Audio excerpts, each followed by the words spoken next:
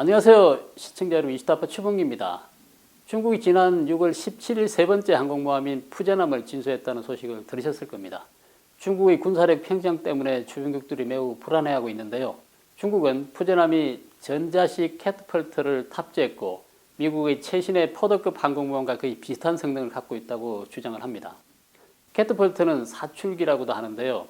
항공모함 같은 좁은 공간에서 비행기를 이륙하도록 하는 장치를 말하죠. 기존에 중국이 보유하고 있던 항모인 라오닝함과 산둥함이 스키점프대를 이용해 비행기를 이륙시키는 반면에 최신 항모인 푸젠함은 미국처럼 사출기를 이용해 비행기를 이륙시킨다는 점에서 가장 큰 차이점이 있습니다. 푸젠함에 전자식 캐트펄트가 설치되어 있다고는 하지만 현재 성능이 검증된 상태는 아닙니다. 그리고 캐트펄트 이외에 항공모함에 필수적으로 배치되어야 하는 전투기와 조기경보기, 그리고 전자전기, 대잠 초계기, 수송기 등이 탑재되어 있는지 여부도 확인되지 않고 있습니다. 자, 그럼 지금부터 푸젠함을 하나씩 분해해 보도록 하겠습니다. 중국은 러시아제 수호이 33 전투기를 모방한 젠 15 전투기를 생산을 하고 있는데요. 이 젠 15는 현재 중국이 보유한 유일한 함대기죠. 중국은 라오닝함과 산둥함을 이용해 제-15 전투기의 이착륙 훈련을 실시를 해왔는데요. 그런데 문제는 이 두 함정에는 캐트펄트가 없습니다. 그래서 제-15 전투기의 무게 문제를 어떤 식으로 해결했는지 매우 궁금합니다. 제-15 전투기는 약 17.5톤으로 미군 전투기인 수퍼 호넷이나 F-35C에 비해서 2톤 내지 3톤 정도 무게가 더 나갑니다. 무게 때문에 제-15 전투기를 라오닝함의 스키점프대에서 이륙시키는 일은 쉽지가 않습니다. 비행기 이륙 속도를 확보하기 위해 러시아산 AL-31 엔진을 장착을 해야 하고 기름과 탄약을 줄여야 했습니다. 그렇게 하지 않으면 전투기는 날지 못하고 바다에 추락할 가능성이 아주 높습니다. 중국 인민해방군 해군은 지난 5월 필리핀 해와 오키나와 해역에서 라오닝함을 이용해 제-15 전투기 이착륙을 여러 차례 시도한 바 있습니다. 당시 일본 자위대가 촬영한 사진을 보면 제-15 전투기는 공대공 미사일만 탑재한 것으로 나타났는데요. 만약 이 정도라면 라오닝함과 산둥함 항공모함은 아직 해상이나 지상 공격을 할 수가 없는 수준이라는 겁니다. 중국 공산당은 큰 희망을 갖고 사출식 항공모함 푸젠함을 바다에 띄웠을 것입니다. 전자식 캐트펄트가 탑재되어 있으면 제-15 전투기는 라오닝항에서 이륙할 때와는 달리 무기를 최대한으로 탑재할 수가 있을 것입니다.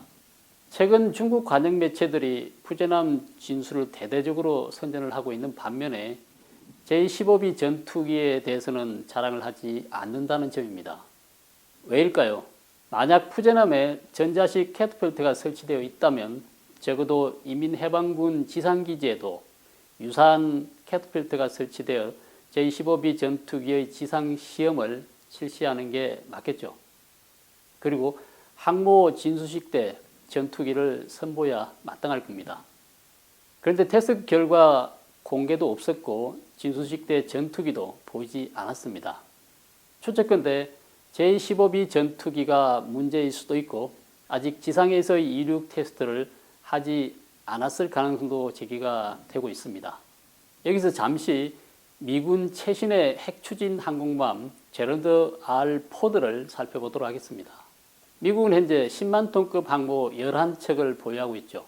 중국은 푸젠함을 미국 포더급 항공모함과 비슷한 성능을 갖고 있다고 주장을 하고 있는데요.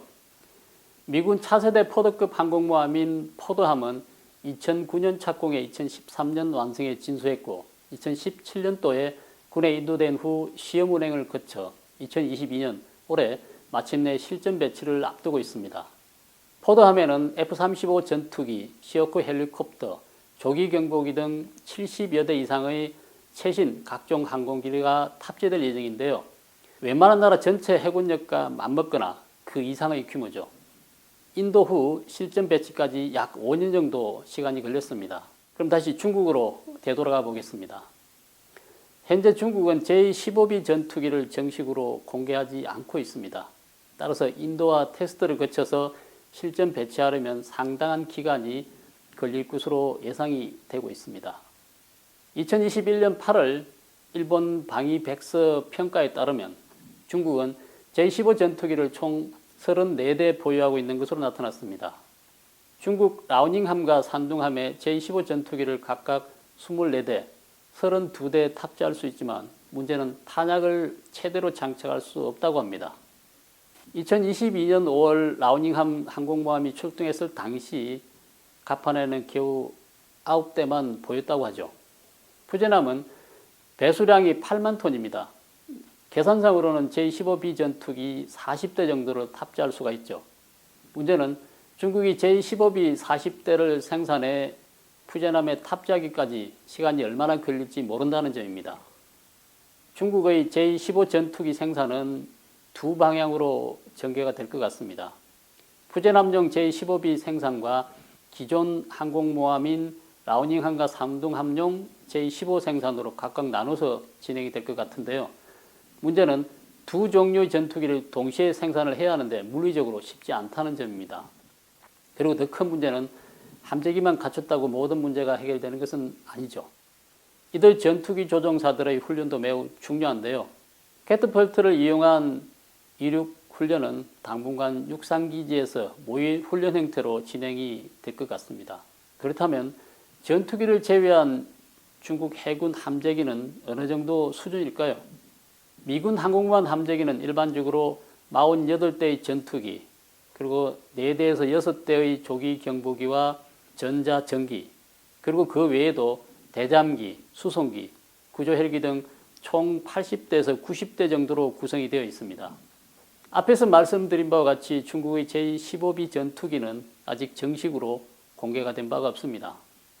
중국의 5세대 전투기 기종인 제35도 시험 비행을 했지만 아직 개발이 완료된 것 같지 않고, 함재 조기 경보기 쿵징 600 역시 지난해 초 시험 비행을 했을 정도인 것으로 알려져 있습니다. 이들 역시 푸젠함에 배치될 예정인 걸로 알려져 있지만 언제 배치가 될지 배치 시기는 아직 미정입니다. 항공모함 전단이 자국을 벗어나면 조기 경보기 역할은 매우 중요합니다.